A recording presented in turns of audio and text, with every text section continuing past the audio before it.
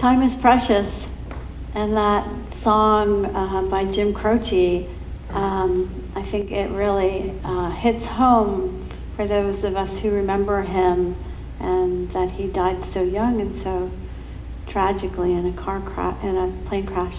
So that song just has so much resonance to the preciousness and the limit of time on this earth. And what really does matter? What would you really want to do, and who would you really want to be with if you really understood that time is so fleeting? I enjoy this quote by Gary Snyder called "The Real Work." It's his what really matters. And it resonates with me, so I'm going to begin here. He says, "What I would say in one sentence is that for Americans, the real work is becoming native to North America. The real work is becoming native in your heart, coming to understand we really live here, that this is really the continent we're on, and that our loyalties are here to these mountains and rivers and to these plant zones and to these creatures. The real work involves developing a loyalty that goes back before the formation of any nation state, back billions of years and thousands of years into the future. The real work is accepting citizenship in the continent itself." I love that quote. I remember when Edgar Mitchell went to space and he gave us that beautiful picture of the Earth from space.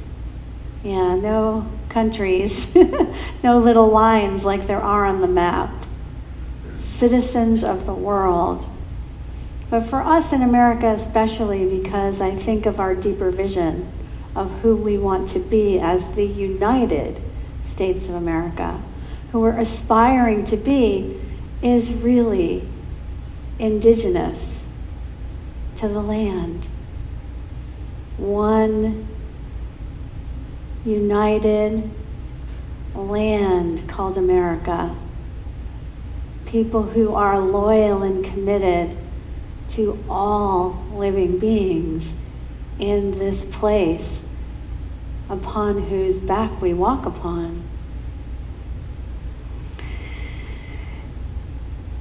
In times like these, I know it can be difficult to even feel like caring about anything else but your own personal well-being.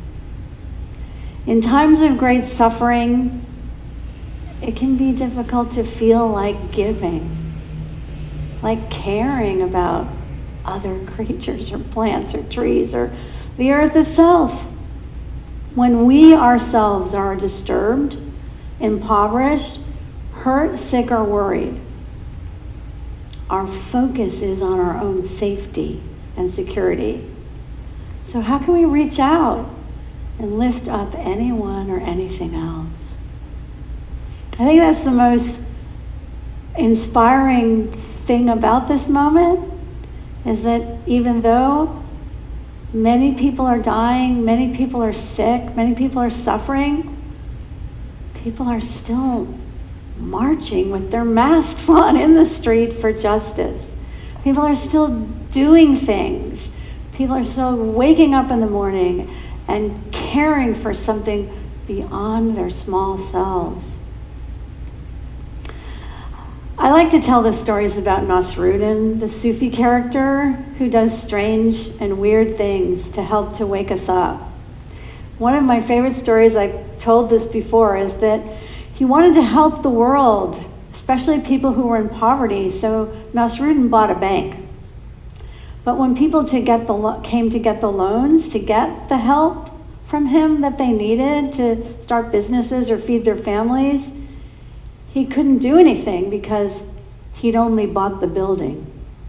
He didn't have any money to give away.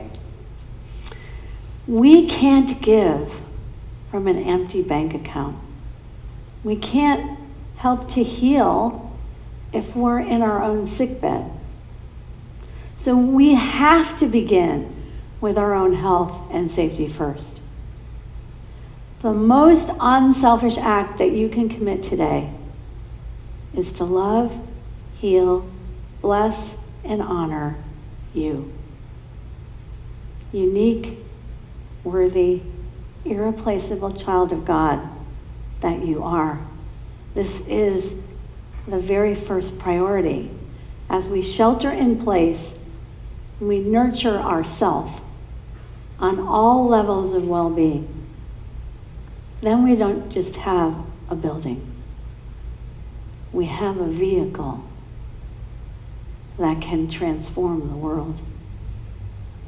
By connecting to our own basic goodness through this radical act of self-care, like nutritious diet, exercise, meditation, mindfulness practices, healthy habits of rest and relaxation, and purposeful daily work, whether that means cleaning out your closet, or helping your kids with their homework, we begin the process of feeling, being, and touching our humanity within and our divinity within, right there where we live.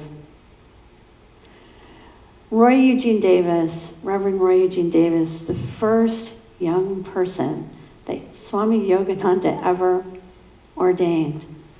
He lived a long time, and he had a beautiful way of describing God. He said, "An enlivening power is nurturing the universe, and we can learn to cooperate with it." Isn't that great? An enlivening power is nurturing the universe, and we can learn to cooperate with it.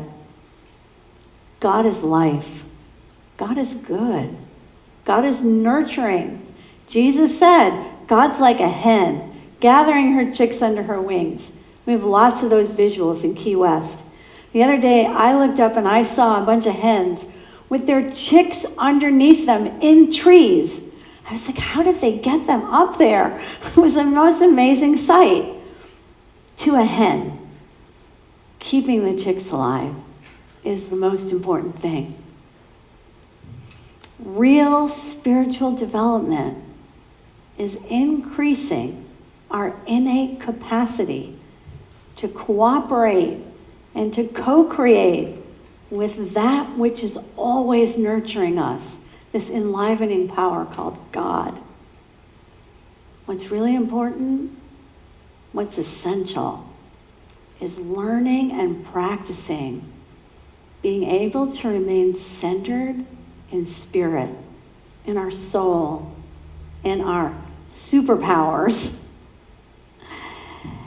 energetically unaffected by the likes and dislikes, opinions and happenings of this egotistical, uninformed monkey mind that also lives in us.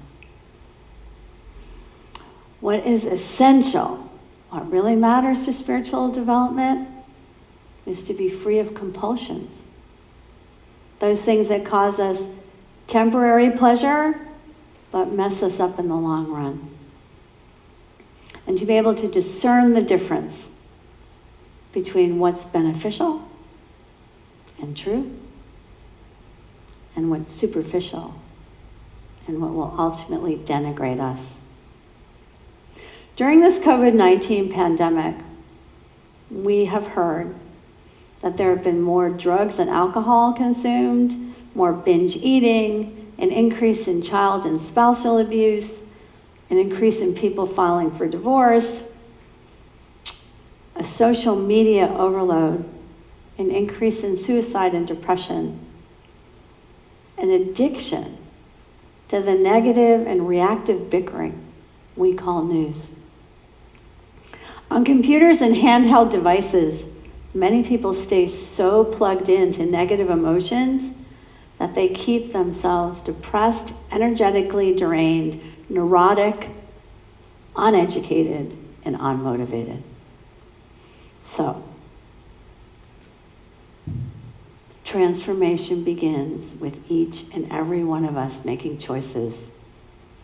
If you are eating or drinking or smoking or popping pills or cannabis candies way too much, to self-medicate yourself, to numb yourself, to rid yourself of the anxiety that you feel because of this social media overload, you have the capacity to choose and to change those habits right now. You can drop them altogether when necessary. That is a measure of spiritual attainment. It's not whether you do or not do something. It's can you drop it? Can you begin your day without caffeine? If not, it's an addiction. Do you need a whole lot more alcohol than you did before March? Then you're increasing your tolerance and leading yourself in the direction of an addiction.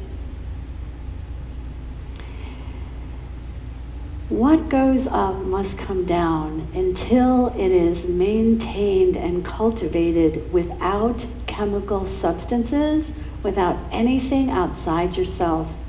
That is true spiritual development. Mood regulation. To be able to be kind, whether someone's being kind to you or not. I realized my own deficit the other day when I was at the waiting room of my car dealership, and there was Fox News on, and there was this gentleman who was like having a conversation with the Fox News, and I thought, I have to leave here or I'm going to throw a stone through the television set or punch this man. I mean, I really had that thought. And I went outside and I talked to one of my friends in the service department. She goes, oh, I know. My husband tells me, you cannot watch the news. It gets you too upset. And I don't own a television, so I didn't know that about myself. I didn't know that, a 5-minute window would get me over the edge of sanity.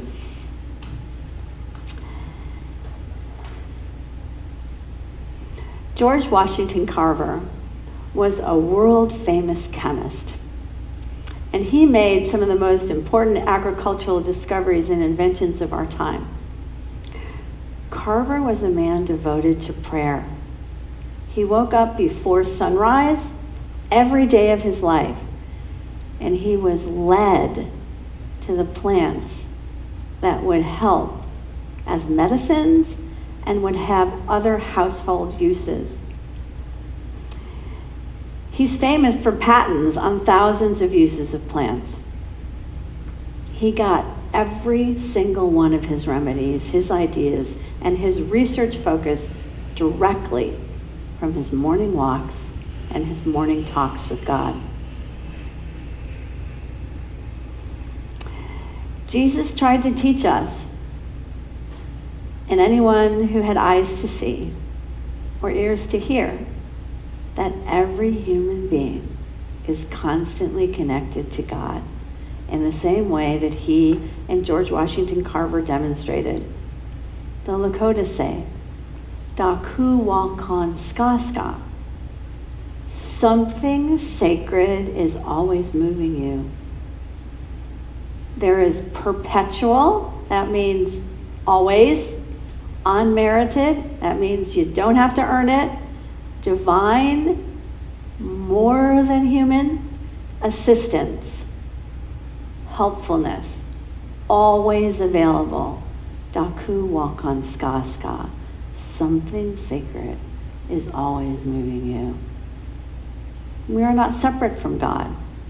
The Christ is in us. Not like a raisin is in a sticky bun, like the Christ is here and then there's the rest of us. The Christ is in every cell and every atom and every subatomic particle, and there is no place the Christ is not in you. So by acting on your own behalf, by taking care of yourself, by doing what you have to do to stay healthy in each moment, by nurturing your spiritual capacities, by disconnecting For me, it just is not even owning a television. From the culture of greed and confusion, we can open ourselves more and more to divine intelligence. When we feel it in our souls, when we're being moved, when we're being connected, becoming more alive and awake and enthusiastic about life in every moment, when we're in the zone or the flow of life, our spiritual bank account is full, and we can extend that love and compassion and do the work Gary Snyder talks about.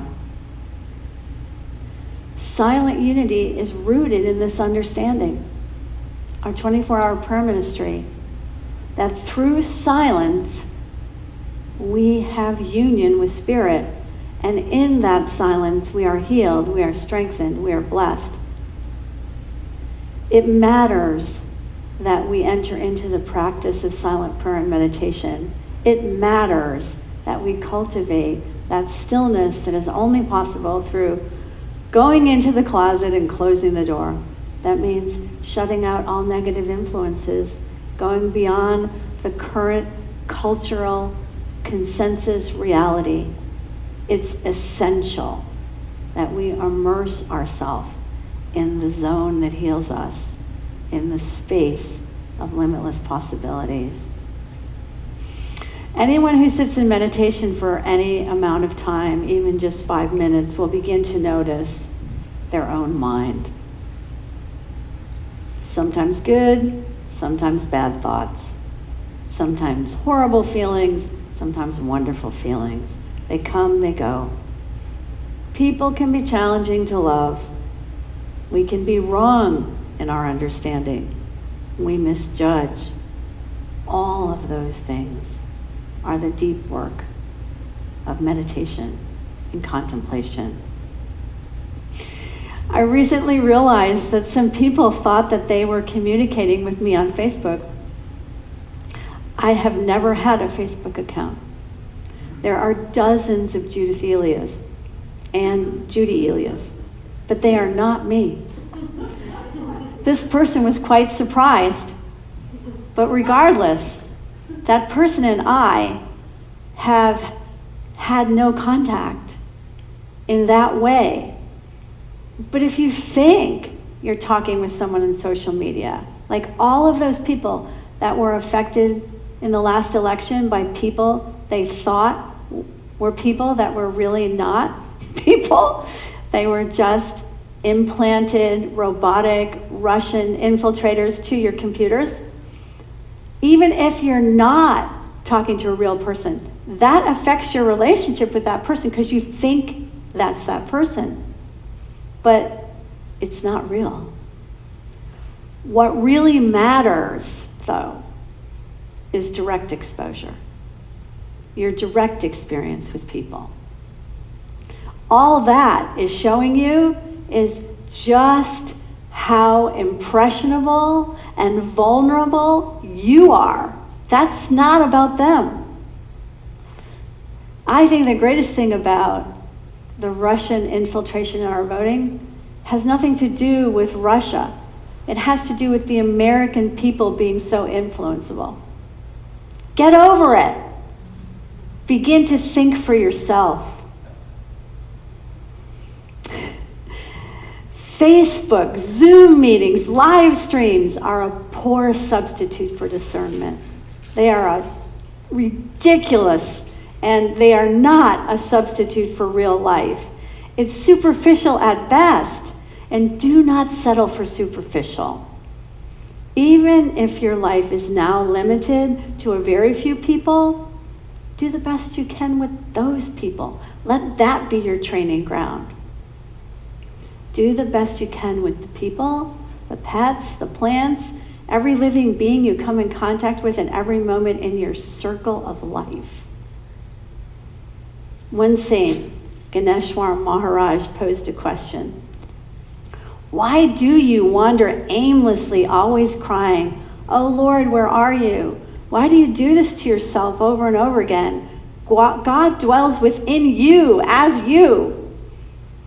Why are you always feeling there's something missing? Why do you go on wandering around in search of this or that, thinking, if only I could do this, if only I could have this?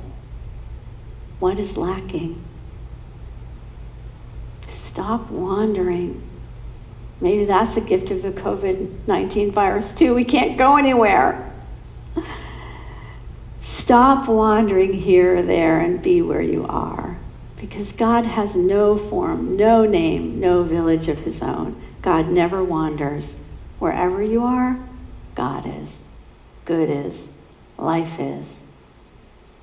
Life on earth will not end. Human life on earth may end, as the comedians say. The planet Earth is just waiting patiently for humans to become extinct. Have you heard that? We've done so much damage. But I prefer the view that the entire universe is conspiring to wake us up. Life on earth is beautiful. Just like that song, Time in a Bottle, if this were the last day on earth, what would you long to experience one last time? That is something that really matters to you. Do it now, or as soon as you can. Life is too short and too long to waste your time. You are the love, and you have the love inside you that you have been waiting for. We all do. Faith and trust in ourselves and each other really matters. In times like this of contention, in times like this of deception, delusion, fake news, conspiracy theories, and shameful greed with no remorse. Being healthy and happy is a revolutionary spiritual act of immense courage. Make Jesus and the Buddha and all our ancestors proud. Choose to be radiantly healthy and happy to be alive on this earth. Just do it. You are a child of God, endowed by your co-creator in the image and likeness of the goddess, the cosmic parent of us all. You are divine in expression. Myrtle Fillmore said there's no incurable diseases. Let's cure ourselves. Go forth and follow in the footsteps of Jesus, the masters, singing songs of praise with a brave and joyful heart, choosing wisely every action and thought in our life to co-create a life that shines so bright that your ancestors in the heavenly realm go, thank you, that one made a difference. Thank you, I knew that one could do it. Never give up.